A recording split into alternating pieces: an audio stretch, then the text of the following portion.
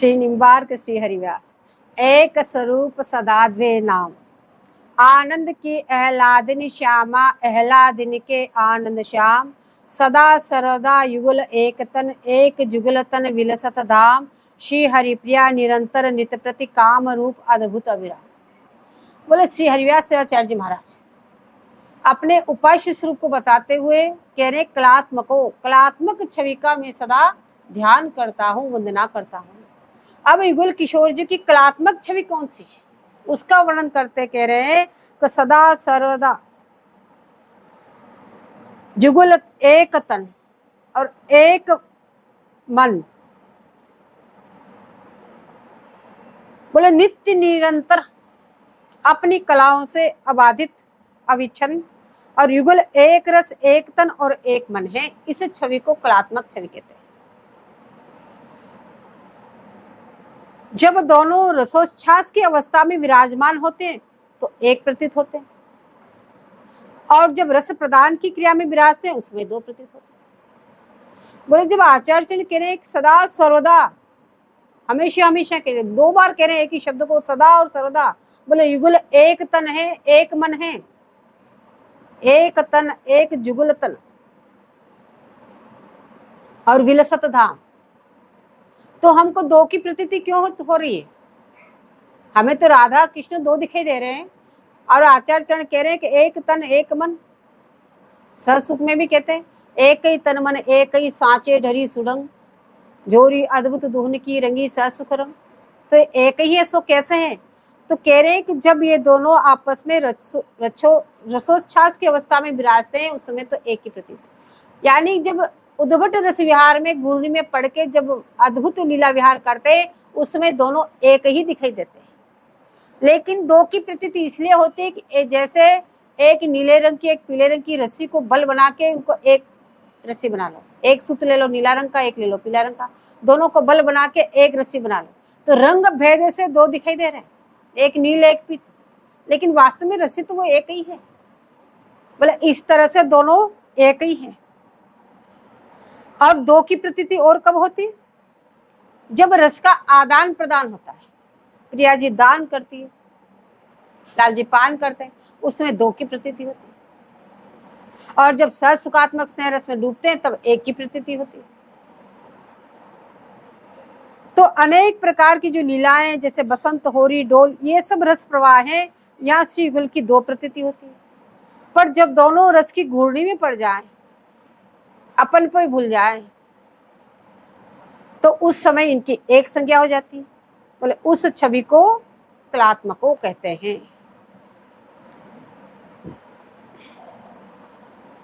बोले रस के मद में मतवाले इनके नेत्र कमल हैं।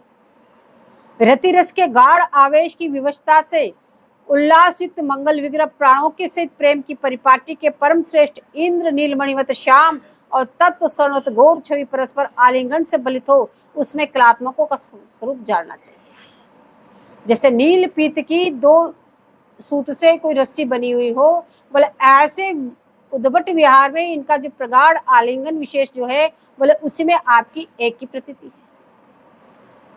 बोले उस छवि को कलात्मक छवि कहते हैं। बोले ये कलात्मक छवि ही हंस भगवान के रूप में प्रकट हुई।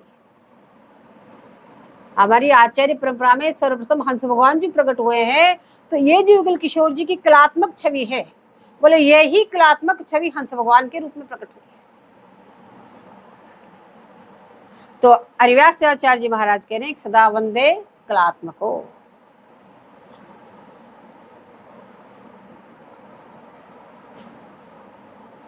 अब कहते हैं महावाणी में सेवा सूरत सहज इन तीनों सुखों की लीलाएं कभी होती है कभी नहीं होती, इसलिए इनकी तालिका नहीं। और तालिका उन्हीं की जो क्रीड़ाएं नित्य निरंतर हो रही है।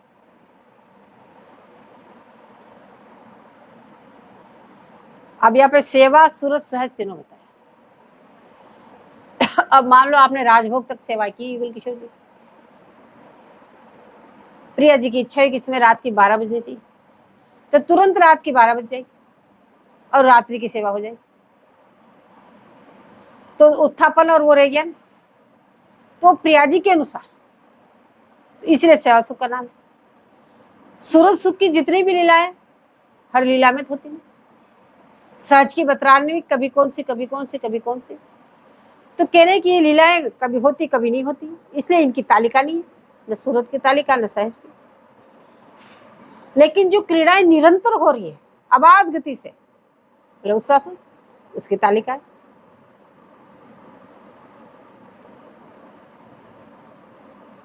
तो यदि निरंतर क्रीड़ा ही क्रीड़ा होती है, ये भी एक प्रश्न उठता है, यदि निरंतर क्रीड़ा ही क्रीड़ा होती है, रसकेली करते रहते हैं, तो सभी ग्रंथों में अनेक जगह भोजन स्नान वगैरह शयन उत्थापन ये क्या लिखा हुआ, इनका वर्णन क्यों किया? बोले तो इसका उत्तर हरिव्यास शिवाचार्य जी महाराज ने बड़े सुंदर ढंग से कहा। बोले निरंतर अबाध गति से क्रीड़ाएं भी होती है और ये सेवा भी होती है। बोले इनका सामन्वेश बोले श्री हरिव्यास शिवाचार्य जी महाराज करते हैं। कैसे करते हैं? बोले समय समय नियमित कृति महल व्रति रति भाई।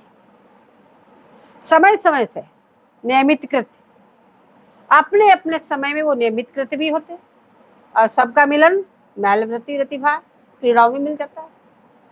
बोले मंगला श्रृंगार स्नान की अष्टकालीन सेवाएं बसंत होरी डोल उत्सवों का समय समय पे होना निश्चित है, वो भी होता है। और महल वृत्ति क्या है? महल की जीविका। बोले महल की लीला भी होती रहती है उसमें। और रतिभाई अंत में इन सब का रति क्रीड़ा में समावेश हो जाता है। इसलिए नित्य विहार भी अबाधित गति से निरंतर हो रहा है, निरंतर अबाधित गति से नित्य विहार हो रहा है। और ये सेवा सूरज सहज की लीलाएं भी हो रही, सेवा सुख भी संपूर्ण रूप से हो रहा है, उसमें वो बाधा नहीं देता, अपितु पोषक है। तो उपासना की तीनों धाराएं एक साथ चलती है। कौन सी? समय नियमितकृत और महल वृत्ति, ये सब एक साथ चल रहे। समय समय नियमितकृत महल वृत्ति और रतिभार, ये तीनों क्रियाएं एक साथ चलती। तो तीनों ही धाराओं में निरंतर नित्य प्रति काम रूप का स्वरूप होता है। काम रूप अद्भुत विराम हरिव्यासाचार्य जी कहते हैं। तो ये तीनों प्रकार की लीलाएं उपासना में संग नहीं हो तो फिर ललितादिक सहचर्यों की आवश्यकता ही नहीं रही। अगर सेवा सुख नहीं हो, ये नियमित कृत ना हो, महल वृत्ति ना हो, केवल रतिभाई हो, तो फिर किन्हीं सखियों की भी आवश्यकता ही नहीं, कोई सखी का भी वर्णन नहीं होगा वहां।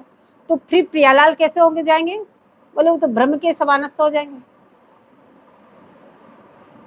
तो इसलिए नित्य और नैमित्तिक जितनी भी क्रियाएं निकुंज मंदिर में होती है वह सब इनकी रसविलास की पुष्टि ही करती है।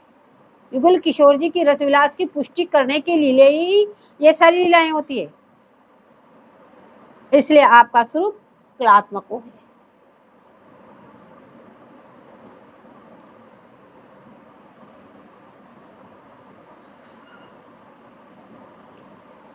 बोले वृंदावन निजधाम श्री वृंदावन में शुद्ध श्रृंगार में प्रेम रस का ही प्रसार है। यहाँ वस्तु मात्र में ही प्रेम में ही है, संपूर्ण चिद रससिक्त है। कौन सी ऐसी चीज है जो युगल किशोर जी से रससिक्त नहीं है? चाहे मंगला कुंज देख लो, अष्टमोहिनी कुंज देख लो, चाहे सखी के कुंज देख, जहां जहां भी जा रहे हैं सब जगह वही है। बोले इसमें चांचलमय वन भूमि को भी प्रेम रूप कहकर निर्देश करते हैं। प्रेम रूप कहने से बोले इसको अद्भुत काम रूप कहा, प्रेम रूप क्यों नहीं कहा? बोले काम रूप के स्वरूप में प्रेम रूप कहने से अंतर पड़ जाता है, क्योंकि प्रेम रूप द्विदल होता है और यहाँ पे दो नहीं एक ही है। इसलिए अद्भुत जो हृदय की लालसा है बोले उसको ही काम रूप अद्भुत कहा। इससे कहने इस प्रकार के उपास्य स्वरूप को सदा वंदे, निरंतर में वंदना करता हूँ। बोले श्री हरिव्यास देवाचार्य पहले श्रीबार भगवान उपास्य स्वरूपम बोले प्रातः धरामी रूपम वो सब बताया। फिर भरदेवाचार्य जी के उपास्य स्वरूप को मीमांसा की। अब श्री हरिव्यास देवाचार्य जी क्या कर रहे हैं? उसी अलग में चल रहे हैं। बोले और हरिव्यास देवाचार्य जी का उपास्य स्वरूप कैसा है? बोले उपास्य स्वरूप वो शम ही बता रहे हैं हरिव्यास देवाचार्य जी। बोले देखो अलक रलक शम कन झलक उर पर हार विलोल दामिनी सी डोले प्रिया फूली फूल अमोल। इसमें बोले बड़ा अद्भुत रस है। बोले इस अद्भुत रस विहार ही जो विहार हो रहा है बोले वो ही स्वरूप श्री हरिव्यास देवाचार्य जी के उपास्य स्वरूप है। बोले जो रस महावाणी जी में है वो एक अपना अद्भुत ही है। प्यारी जी फूली फूल फूल सो रिमझिम डोले, और मरकत मणि के अहल महल में कोकिल जोकल बोले। अलक रलक शमकन की झलकन उर पर हार विलोले, केशरिया फरिया तरहरिया लहंगा ललित अमोले। जगमग ज्योति जराय जरीसी दीपति दामिनी ओले, ठमकी ठमकी पग धरत धरनी पर रूप अनुपम तोले। अतिरति रंग रंगी नव जोवनी उमंगी उमंगी रस ढोले, श्री हरिप्रिया धन्य बड़ भागी जोया विरद विलोले। बोले गंभीर रस का पद है, इसकी व्याख्या तो ठीक नहीं, लेकिन श्री हरिव्यास सेवाचार्य जी अपने उपास्य स्वरूप को बता रहे हैं। तो बोले मेरे उपास्य स्वरूप तो ये हैं। बोले फूल सिंहासन पर दो बनी बैठे अनुकूल, फूले घर बैया दिए अंग अंग फूले फूल। फूले फूल सुभग आसन पर बनी बैठे बनरी बनी दो जन। कौन सा रस का आस्वादन करें हरिव्यास देवाचार्य जी? बोले बनीरी बनी दो जन, बना और बनी। फूल समातन गात बात बतरात जात बनीरी बनी दो जन। फूल बसन में लसन फूल अनुकूल रहे बनेरी बनी दो जन। फूल सरोज बदन के चोजन चढ़े बड़े बनेरी बनी दो जन। फूल सकल सुख मूल परस्पर करत केली बनरी बनी दो जन। श्री हरिप्रिया निहारी फूल फवि छवि पावत बनेरी बनी दो जन। बोले इन दोनों पदों में श्री हरिव्यास देवाचार्य जी के उपास्य स्वरूप का यथार्थ रूप से चित्रण हुआ है। बोले निम्बार्क संप्रदाय में श्री हरिव्यास देवाचार्य जी के उपास्य स्वरूप ये हैं। तो निम्बार्क भगवान कह रहे हैं पहले अपने उपास्य स्वरूप को समझो। उपास्य रूपम तदुपास्य कस्य च कृपा फलम भक्ति रसस्त परम विरोधिनो रूप मथे प्रदाप्ते गेया मेर्था अपि पंच साधु भी। तो उपास्य स्वरूप को पहले समझ रहे हैं कि अपना उपास्य स्वरूप क्या है, उसको समझो। जब तक आप उपास्य स्वरूप को भली प्रकार से नहीं समझ जाते तब तक आपकी उसमें जितनी प्रीति होनी चाहिए उतनी हो नहीं सकती, और प्रीति के बिना भजन हो नहीं सकता, और भजन के बिना वो प्राप्त हो नहीं सकते। इसलिए निबार भगवान कह रहे हैं सबसे पहले अपने उपास्य स्वरूप को समझो कि आपके उपास्य स्वरूप कौन है।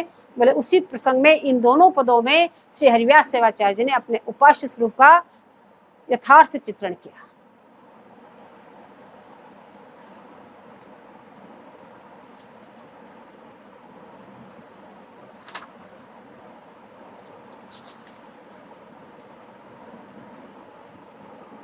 अब आगे श्री निम्बार भगवान कहते हैं ऐसे अपने उपास्य स्वरूप को समझ के अब तदुपास्य कस्य च, उनके उपासकों का स्वरूप समझो। तो पहले निम्बार भगवान ही उपास्य स्वरूप का समझाने के अनंतर अब उपासक स्वरूप का वर्णन करते हैं कि उपासक स्वरूप कैसा है। बोले ज्ञान स्वरूपम हरेर दीनम शरीर संयोग वियोग योग्यम अणुम ही जीवम प्रतिदेह भिन्नम ज्ञातृतवंतम यदंत माहो। बोले इस पद में कर्ता पद नहीं है, अतः इसके कर्ता वेदांत वाक्य महर्षिगण है। यहाँ परम जीवम यह एक वचन जीवत जाति के अभिप्राय से क्या है। उपासक स्वरूप को बता, उपास्य स्वरूप को बता के उपासक स्वरूप को बता रहे हैं। उसमें जीवात्मा से लेके चल रहे हैं कि ज्ञान स्वरूप में जीवात्मा कैसी है उसको समझो पहले। बोले एक वचन जीवत जाति के अभिप्राय से क्या, ऐसा न मानने से प्रतिदेह भिन्नम अनंतम ये पद व्यर्थ हो जाते हैं। इसलिए ज्ञान स्वरूपम बोले स्वयं प्रकाश स्वरूप, ज्ञान स्वरूपम बोले जो स्वयं प्रकाश स्वरूप, ज्ञातृतवंतम धर्मभूत ज्ञान का जिनके आश्रय है। और वो जीव कैसा है, बोले हरे रदीनम समस्त अवस्थाओं में सर्वदा भगवदाधीन, पूर्ण स्वतंत्र नहीं है, किसी भी प्रकार से स्वतंत्र नहीं है, समस्त परिस्थितियों में हमेशा ही भगवत आधीन है। बोले ही निश्चय करके वो आधीन है। बोले अणु परिणाम वाला, बोले जीवक का स्वरूप कैसा है, अणु के समान। अणु को अपन देख नहीं सकते, इन नेत्रों से अणु को देख नहीं सकते, इसलिए कभी भी सब पास में खड़े रहो जीवात्मा कहाँ गई कैसे गई किसी को नहीं पता। क्यों, इन नेत्रों से दिखाई नहीं देता उस जीवात्मा का स्वरूप, इसलिए उसको अणु बताया। अणु परिणाम वाला, जितना बड़ा अणु होता है, बोले इतनी बड़ी सबके मानव देह में जीवात्मा है।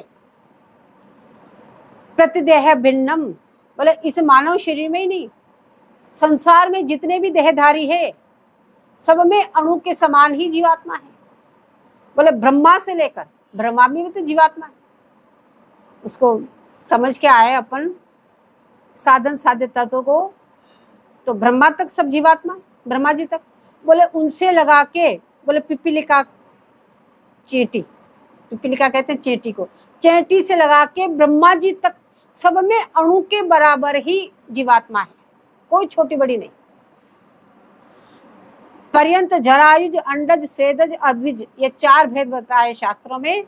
सृष्टि में 4 प्रकार के होते हैं, कोई जरायुज से होते हैं, कोई अंडज से होते हैं, कोई स्वेदज से होते हैं, कोई उद्विज से होते हैं। इन 4 प्रकार के प्रत्येक शरीर में अलग अलग, लेकिन सब में जीवात्मा अणु के बराबर ही है। बोले शरीर संयोग वियोग योग्यम, पूर्वोक्त चतुर्विध शरीरों के संयोग और वियोग के योग्य हैं। अतः इसलिए अनंतम असंख्य इन जीवों को आहु वेदांत वाक्य महर्षिगण कहते हैं। बोले इस तरह से जीवात्मा का स्वरूप बताते हुए आगे निबार भगवान कहते हैं कि अनादि माया परियुक्त रूपम तेनम विदुर्वे भगवत प्रसादात मुक्तं च बद्धम किल बद्ध मुक्तम प्रभेद बाहुल्य मथापि बोध्य। बोले अनादि अघट घटना पटियसी त्रिगुणात्मक माया से परिपूर्ण धर्मभूत ज्ञानशाली जीवों को निश्चित ही श्री पुरुषोत्तम के अनुग्रह से मोक्षगण जानते हैं। मुक्त बद्ध और बद्ध मुक्तों के प्रचुर भेद है, ऐसा जानना चाहिए।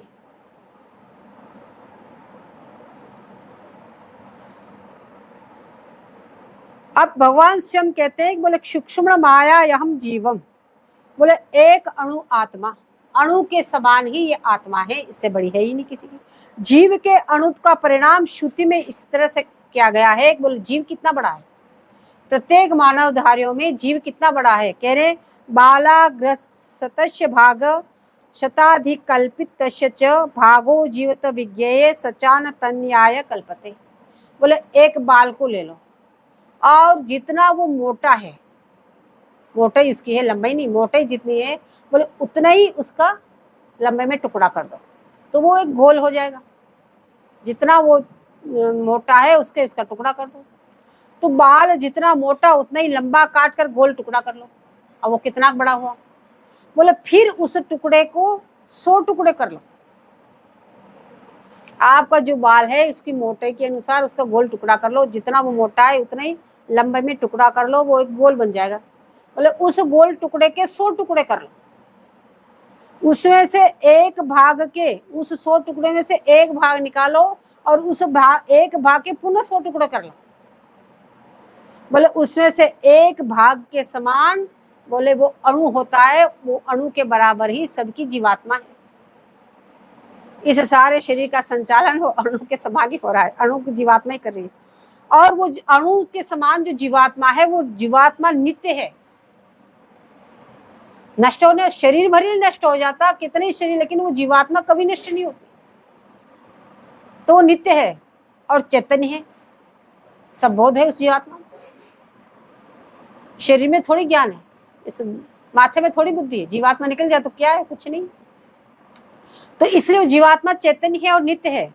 और ये अणु परिमाण के ज्ञान के शस्त्र से विभाग हो सकते हैं। बोले इसके टुकड़े ऐसा कौन कर सकता है, बोले ज्ञान के विभाग से कर सकते थे, वास्तव में तो कर नहीं सकते। और ज्ञान द्वारा ही इसको देखा जा सकता है, अपने ज्ञान लगाओ, उसका छोटा टुकड़ा कितना ही होगा, और उसी से इसको जाना जा सकता है, और कोई तरीका ही नहीं। इसे शनिवार भगवान ने ज्ञान स्वरूपम और ज्ञातृत्वंतम कहा। इसे ज्ञान स्वरूप जीवात्मा है, ज्ञान स्वरूपम। भगवान की क्षेत्रज्ञ शक्ति है और शक्तिमान की सेवा ही शक्ति का करते हुए, तो एवं सेवा ही दास का मुख्य धर्म है। कहने का तात्पर्य है कि जीव ने भगवान का शक्ति होते हुए मैं भगवान की शक्ति, इस बात को सर्वथा भूल गया। अब ये जीवात्मा भगवान के ही अंश है और कहीं से नहीं आया है, और वो सदा सदा के लिए भगवान का दास है ये जीवात्मा। लेकिन ये जीवात्मा भूल गया कि मैं भगवान का दास हूं। बोले जीवात्मा भूल कैसे गया? जब उन्हीं का अंश है, उन्हीं का दास है, तो अपने राजा को कैसे भूल गया? तो यह उदाहरण दे रहे हैं कि एक धनीमानी व्यक्ति थे, उनके घर में चोरों ने डकैती डाल दी। अब चोरों ने सारा सामान के साथ, वहां पे एक नवजात शिशु था, उसको भी उठा के लेके चले गए। अब डर के मारे धनीमान ने सब घर छोड़ दिया होगा, तो शिशु अंदर रह गया, उसको भी उठा के ले गए। अब वो चले गए, ले जाके वहां पे उसका पालन पोषण करने लगे। जब वो बड़ा हो गया तो बड़ा होने पे उसने असली माता पिता उन डकैतों को समझा, उन्होंने पालन पोषण किया, उसने सब कुछ किया, तो यही मेरे माता पिता। तो उनके अनुसार वो डकैत उनको जो जो सिखाया वो सब करने लगा। अब जब वो चोरी डकैती सिखाने लगा तो इस बात का जानकार कोई एक आदमी था,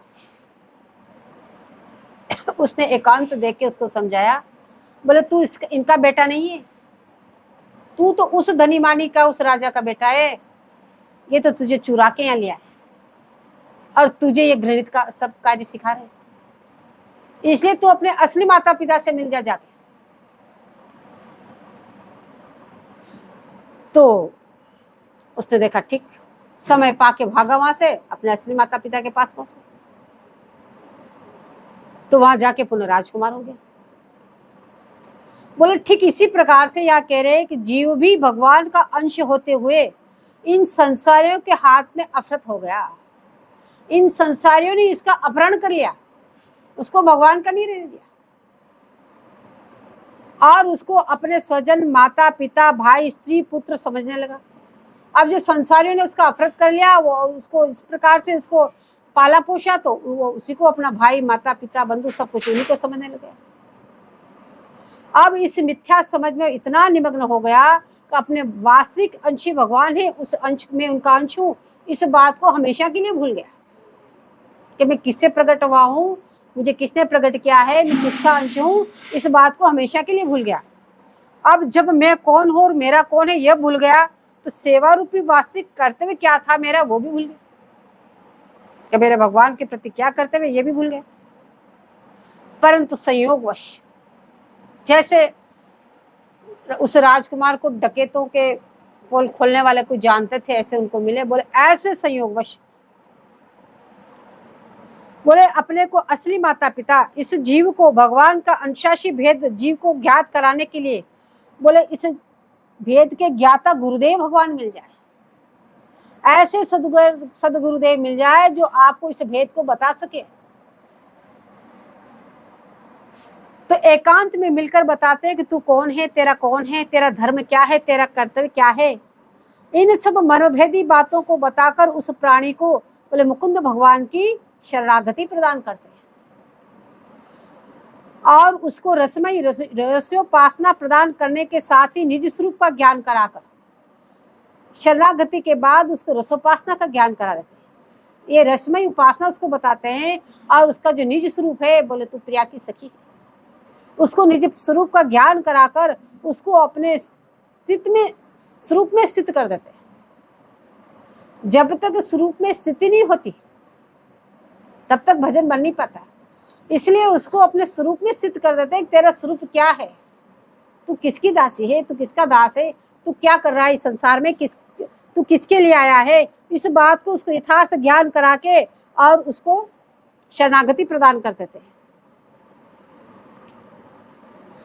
अब बोले भगवान की शरणागति भी बहुत प्रकार की, अनेक अनेक जनों ने अनेक अनेक प्रकार की शरणागति ग्रहण की है।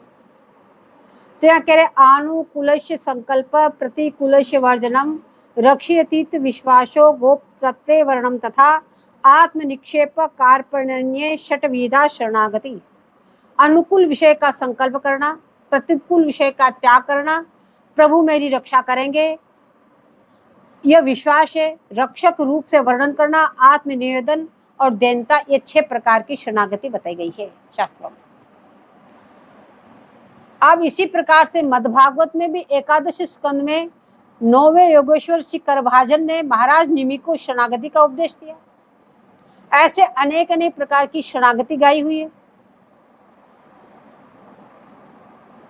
बोले भागवत में उद्धव जी को भी ठाकुर जी ने शरणागति का उपदेश दिया, और गीता जी में ठाकुर जी ने अर्जुन को शरणागति का उपदेश दिया। सब ने अपने अपने अलग अलग ढंग से शरणागति कही। अब करभाजन महाराज ने निमि जी को उपदेश देने के, हे राजन, जो मनुष्य करना बाकी है ये करना आवश्यक है, और कर्म वासनाओं का अथवा भेद बुद्धि का परित्याग करके, बोले ये अभी हमें करना है, ये और कर लें, ये काम बाकी रह गया है, ये कर्म हमारी रह गई, अपनी वासनाओं की पूर्ति, बोले इन सब का अपनी भेद बुद्धि का परित्याग करके सर्वात्म भाव से शरणागत वत्सल प्रेम के वरदानी भगवान श्री मुकुंद की शरण में आ गए। बोले सबका सर्वात्म भाव से सबका परित्याग करके एकमात्र मुकुंद की शरणागति ग्रहण कर लो।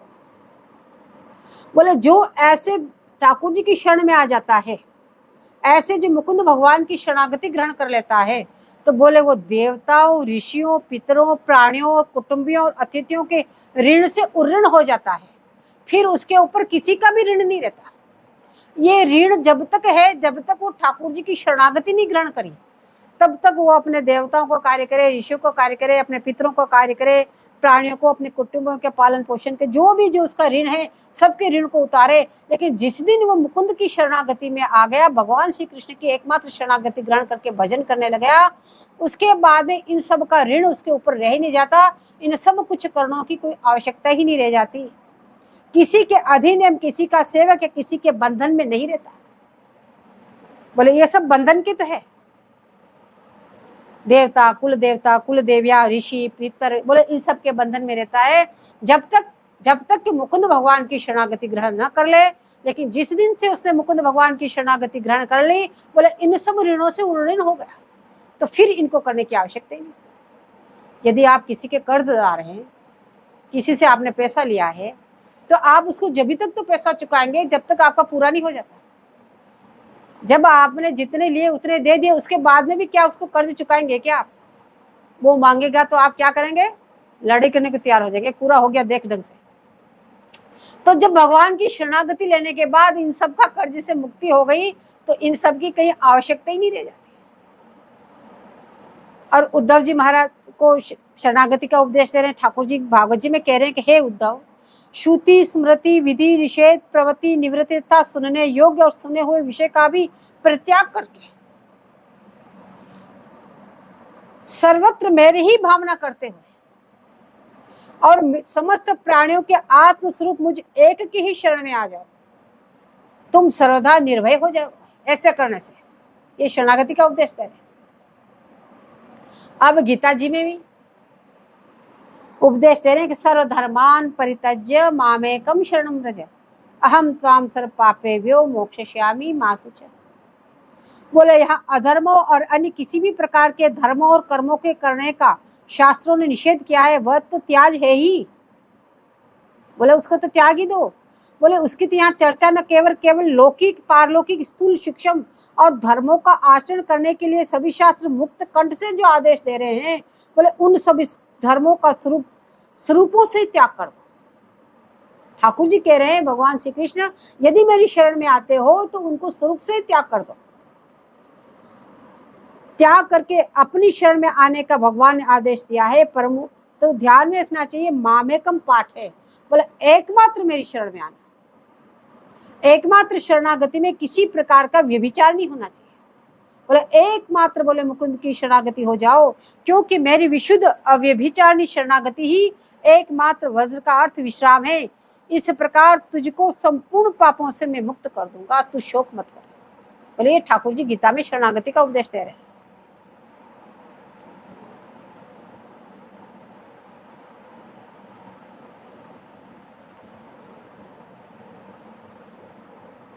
बोले अहम त्वाम सर्व पापेभ्यो मोक्षयिष्यामि, अर्थात महाभारत में होने से पहले भगवान ने सब पापों से अर्जुन को मुक्त कर दिया। बोले यह हुई शरणागति की एक प्रक्रिया। बोले इसमें किसी भी धर्म की कतई उपेक्षा नहीं है, अपेक्षा नहीं किसी की भी, लेकिन ठाकुर जी एकमात्र शरणागति होने के लिए कह रहे हैं। अब आगे बताते हैं कि अब आचार्यों की शरणागति सुनो। ये तो भागवत जी की शरणागति, और ठाकुर जी की गीता जी की शरणागति। बोले अब कह रहे हैं कि अब श्री भरदेवाचार्य जी महाराज ने जीव की भगवत शरणागति का विशेष प्रकार का उपक्रम बताते हुए आदेश दे रहे हैं। अब भरदेवाचार्य जी महाराज की शरणागति कैसे है, बोले उसको समझो। क्योंकि आप निम्बार भगवान के उपास्य स्वरूप को समझ रहे हैं तो उन्हीं के उपासकों को समझना। उपास्य स्वरूप समझा निम्बार भगवान के, तो निम्बार भगवान के उपासकों के स्वरूप को समझा रहे हैं। तो शरणागति का स्वरूप समझा के अब निम्बार्क संप्रदाय में श्री श्री भरदेवाचार्य जी महाराज हुए, बोले उनकी शरणागति को दिखा रहे हैं। कैसी है, बोले चरण कमल की दीजिए सेवा सहज रसाल, घर जायो मुहि जानी के चेरो मदन गोपाल। मदन गोपाल शरण तेरी आयो, चरण कमल की सेवा दीजे चेरो करी राखो घर जायो। धनी धनी मात पिता सुत बंधु, धनी जननी जिन गोद खिलायो। धनी धनी चरण चलत तीरथ को, धनी गुरु जिन हरि नाम सुनायो। जे नर विमुख भये गोविंद सो, जन्म अनेक महादुख पायो। श्री भट्ट के प्रभु दियो अभय पद, जम डर प्यो जब दास कहायो। इसका विस्तृत व्याख्या आगे